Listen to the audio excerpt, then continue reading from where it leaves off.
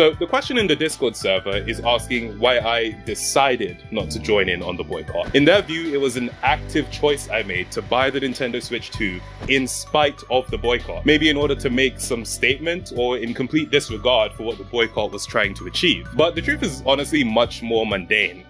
I just didn't know anyone was boycotting the Nintendo Switch 2. What's going on, guys? It's your boy Andy Matrix. I'm back on Angry Guys YouTube channel, and so there is a huge silent backlash against Nintendo and their anti-consumer practices. A backlash that goes beyond YouTube, beyond the internet. The best part about it is that it's actually working. Oh yes, guys. Is actually working, and those who are unaware are finally seeing what is really happening. Guys, it's your boy Andy Matrix. If you have not heard about me, make sure to follow me on Andy Matrix Gaming, where I talk about anime, gaming, and Japanese culture. If you're into any of those things, make sure to subscribe. I'm also trying to reach 3,000 subscribers. If you'd like to help me out with that, I appreciate it very much. Click the link in the description to follow me on my channel, Andy Matrix Gaming. And guys, make sure to follow Angry Guy on Rumble because he's got some new content over there, and YouTube has become the censor station. So go ahead and check out Angry Guy on Rumble if you want to follow his new content. And also, do not let the elites tell you that you own nothing and be happy. Invest into your future with cryptocurrency, which is why Angry Guy, created the Crypto Academy, where you can learn how to buy and sell crypto, day trade crypto, make a profit off of crypto. And yeah, so click the link in the description to check that out.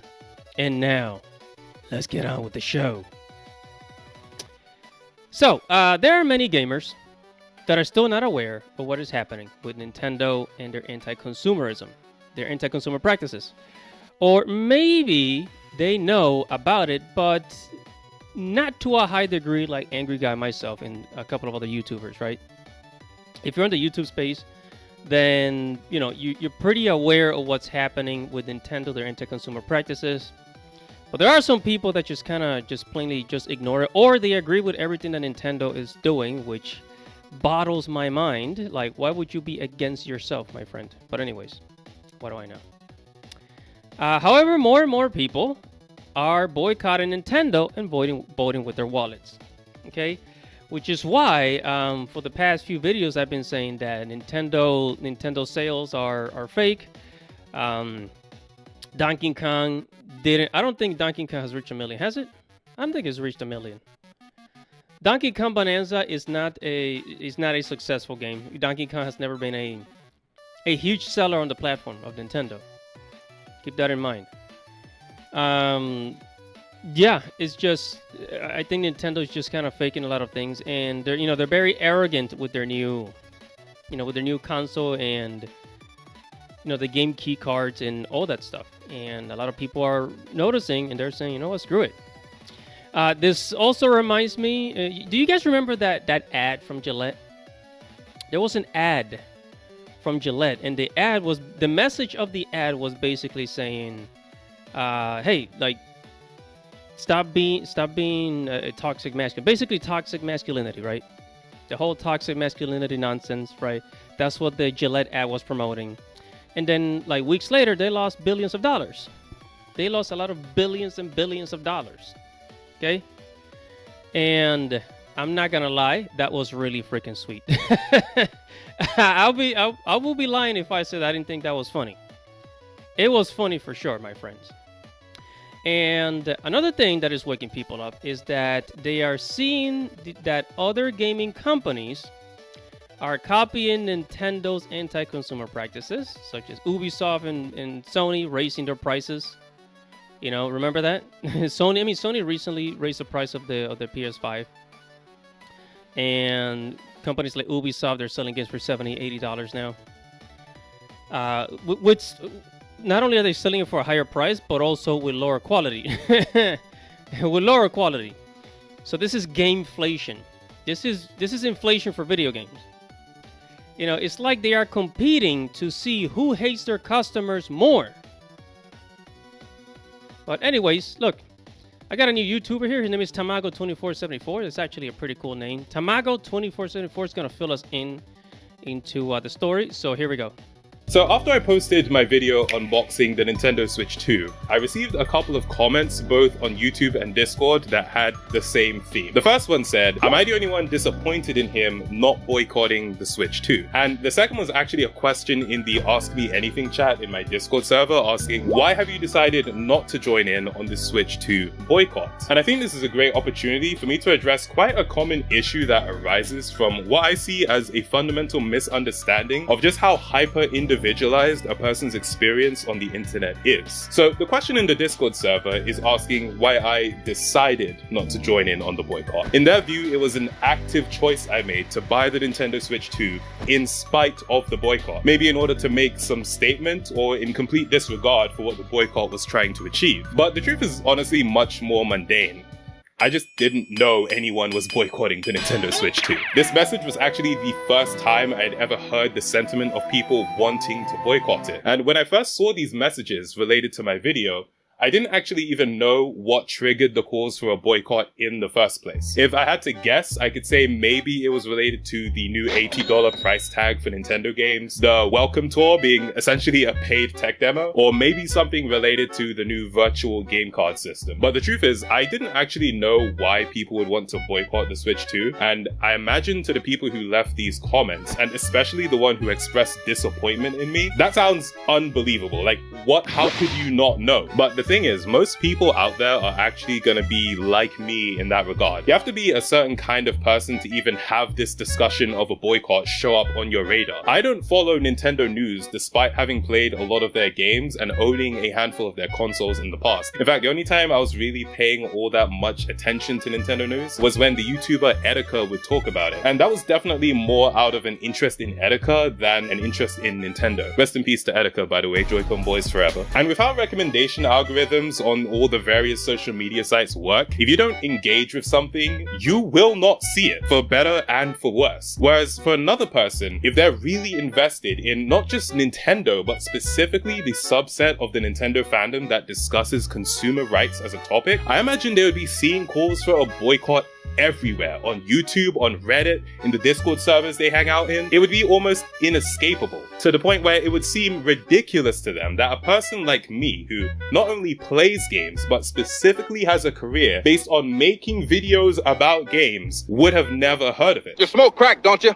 You smoke crack, don't you? But it's true, I didn't. And I guarantee that most, or in the very least, a lot of the people watching this video right now are hearing about this push to boycott the Switch 2 for the first time because I'm talking about it. It's just the nature of the internet, but it's not exclusive to the internet, nor is it new. Echo chambers and bubbles have always existed. It's just that social media recommendation algorithms tailor-made for every individual user took that phenomenon and put it on crack so the tech giants could make billions from it. So with that out of the way, let's talk about this boycott. Why were people calling for the masses to not buy a Nintendo Switch 2? From what I've been able to gather, it's in response to a general sense that Nintendo is being very anti-consumer with their decision-making. I already mentioned the new $80 price tag for Nintendo games, which, as far as I know, is the first time we're seeing a base game released at that price. Not a special or a collector's edition, but just the basic standard edition game. Remember, it was only last year that Ubisoft was trying to defend a $70 price tag for Skull and Bones by calling it the world's first quadruple A game, whatever the hell that means. If people accept an $80 price tag for Mario Kart World, it will only encourage Nintendo to keep pushing it with their prices and embolden their competitors too as well. There's also the price of peripherals for the Switch 2. The webcam costs $55. The Pro Controller costs $85. The Joy-Cons cost $95. Damn! Also, for a long time, Nintendo has just been very bold with how they treat their audience. Copyright claiming people who make videos about their games, shutting down fan projects, and threatening legal action against those who make them, restricting access to their older titles, and then punishing the use of emulators to play those titles. Sometimes you would think Nintendo hates the people who love their games. So there are legitimate reasons for people to be unhappy with Nintendo, and of course it's your right, not just as a consumer, but as a person, to not buy something out of protest. Although now that I'm thinking about it, Trump calling the Tesla boycotts illegal was actually crazy. Like, you are legally mandated to buy this product, but whatever. That is right, guys. That is right. And as we're heading into the all-digital future, you're going to want to invest into cryptocurrency. Okay? So go ahead and check out Angry Guy's Crypto Academy, where he teaches you how to buy and sell crypto, make a profit of a crypto, and know which coins to buy, which coins are going to multiply your money. So take it away, Angry. Hey guys, in a world pushing you to own nothing and be happy, crypto is your key to survival. Join Angry's Crypto Academy to master buying, selling, and trading crypto. Make huge profits and safeguard your wealth. Plus, discover the one crypto virtually no one is talking about, poised to create new millionaires in the upcoming bull run. The link is in the description of the video below. Go check it out now. Yes, I agree with Tamago24. We are being fed what we consume the most on the internet. So if you are pro Nintendo, that's what's most likely is going to appear on your YouTube feed or social media, whether if it's Facebook, TikTok. If you are anti-Nintendo or trying to boycott Nintendo, you're probably gonna get more of the same thing, right? More of that type of content. So it's like this is what creates separation within the community. Right, you also got to keep in mind that although some people already knew exactly what was happening with Nintendo, they still wanted to buy a Switch 2, which is fine. Which is fine, do whatever you want, it's your money, it's your life, right? However, many people still find themselves being dissatisfied with the console and find out that everybody was right. This is why you see, a lot of videos out there of people returning their Nintendo Switch 2, right? And there's also been, there's people, we've made videos about this before, like, because the Switch 2 came out in June, right? A month later, literally 4 weeks later, there's people that were returning their Nintendo Switch. They were just, dissatisfied with it and all its issues. But the original Switch did not have this problem, okay? This console has some problems that Nintendo probably has not seen before. I don't think the Nintendo Wii U was this bad. And keep in mind that the Wii U was one of Nintendo's biggest failure. But honestly, looking at everything now, the Switch 2 has surpassed the Wii U in failure. As far as like shitty console ratings, the Switch 2 has, won the trophy. Like for real. The Switch 2 has made... Oh my god. This console is going to be legendary for how shitty it is. So shitty that, we gotta boycott this crap. We gotta boycott Nintendo for this crappy console. Anyways, let's go back to Tamago2474.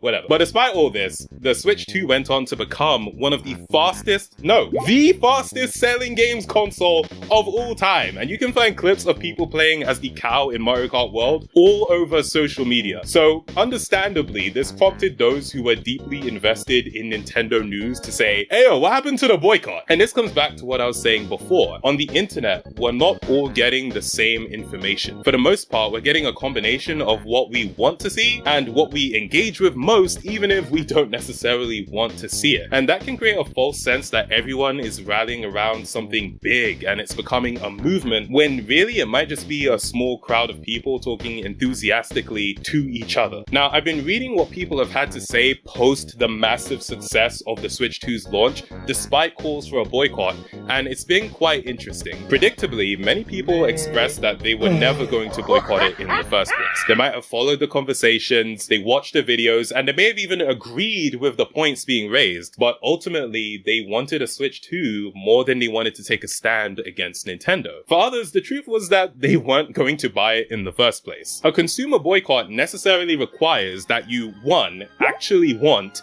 and 2, have the means to buy the thing you are boycotting, and would likely have bought it were it not for the stance you're adopting in protest. That's part of what makes it a statement. You are sacrificing something in order to make a point and hopefully affect change. So if you weren't already going to buy it, and keep in mind, most people don't buy consoles as soon as they release, then did you boycott it, or did you just not buy it? I wouldn't say I'm boycotting a 4-bedroom house in the heart of London. I just ain't got the facilities for that, big man. One trend I have seen, which I do find quite concerning, is people making fun of those that did call for a boycott and the general sentiment that boycotts don't work and have never worked. This is simply not true, and it's very important we understand this because we live in a world, yes, I'm doing a we live in a society meme, whatever, but we live in a world, right, where the people at the top with a lot of power have a vested interest in convincing us, the masses, with less power individually but a lot of power collectively, that in fact we don't have any power, so that when they take away what little power we do have, we won't even notice it or care. And so saying boycotts don't work to either discourage other people from boycotting or to excuse yourself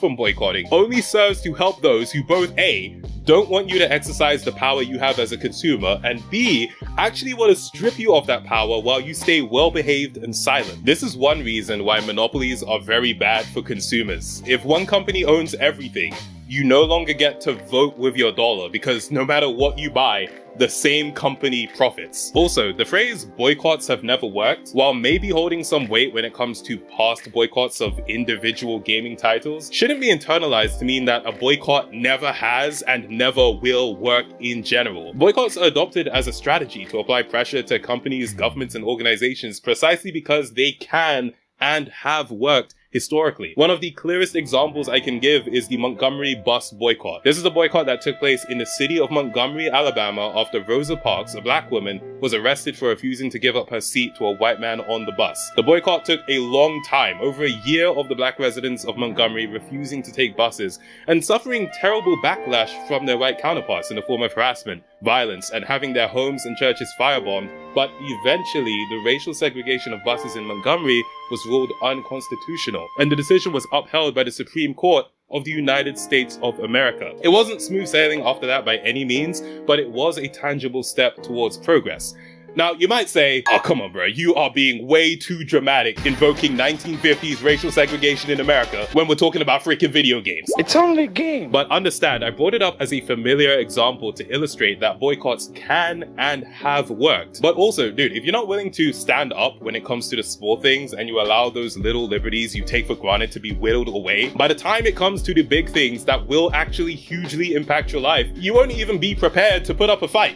You have no experience. Now, there are many reasons why the Nintendo boycott not only didn't work out, but wasn't even a blip on most people's radar. For one, Nintendo is a massive multinational corporation. It's arguably the most recognizable gaming brand in the world, and inarguably the owner of the most recognizable gaming franchises known in every country on the planet. Montgomery is a single city in Alabama, and buses are just one form of transportation in that city. The scale of the task is different. For a boycott to have higher chances of succeeding, there needs to be a clear target of the boycott, a clear action that consumers or service users can take, and there needs to be specific demands that the boycott is trying to get fulfilled. And even after all of this, it will still take a very long time. People were walking to work in Montgomery for over a year before they got the court ruling. To do something like this with a company as sprawling as Nintendo would require exceptional organization and exceptional collective conviction.